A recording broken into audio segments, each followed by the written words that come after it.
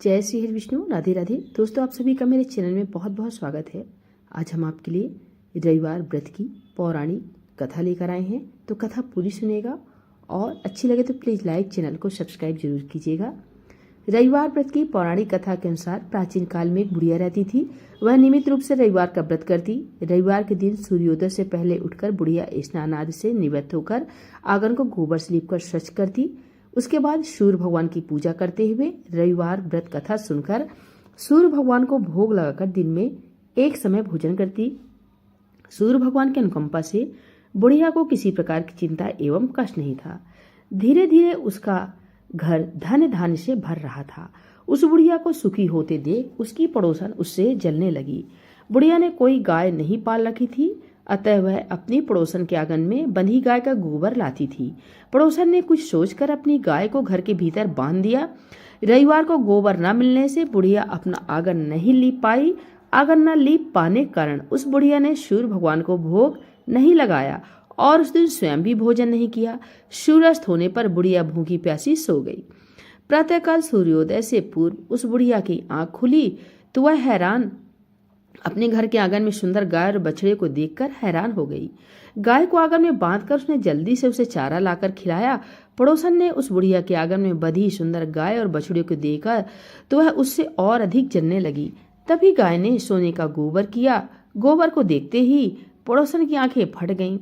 पड़ोसन ने उस बुढ़िया को आसपास न पाकर तुरंत उस गोबर को उठाया और अपने घर ले गई तथा अपनी गाय का गोबर वहां रख आई।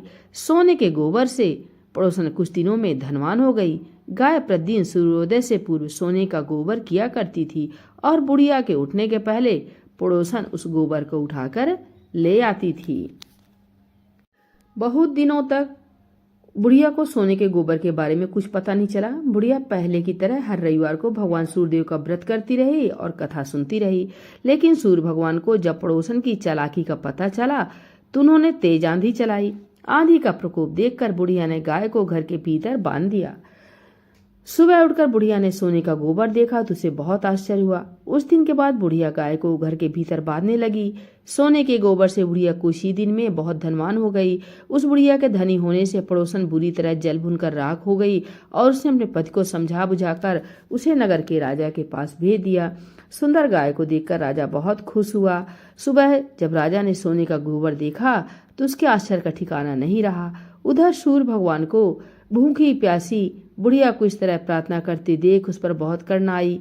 उसी रात सूर्य भगवान ने राजा को सपने में कहा, राजन, बुढ़िया की गाय और बछड़ा तुरंत लौटा दो, नहीं तो तुम पर विपत्तियों का पहाड़ टूट पड़ेगा, तुम्हारा महल नष्ट हो जाएगा। सूर्य भगवान के स्वप्न से बुरी तरह भयभीत राजा ने प्रातःकाल उठते ही गाय और बछड़ा बुढ़िया को लौटा दिया। राजा ने बहुत सा धन देकर बुढ़िया से अपनी गलती के लिए क्षमा मांगी। राजा ने पड़ोसन और उसके पति को उनकी इस दुष्टता के लिए दंड दिया। फिर राजा ने पूरे राज्य में घोषणा कराई कि सभी स्त्री पुरुष रविवार का व्रत किया करें।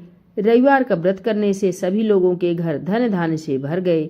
रास्ते में चारों ओर खुशहाली छा गई। स्त्री पुरुष सुखी जीवन यापन करने लगे तथा सभी लोगों के शारीरिक कष्ट भी दूर हो गए। बोले सूर्य भगवान की जय। श्री लक्ष्मी नारायण भगवान की जय।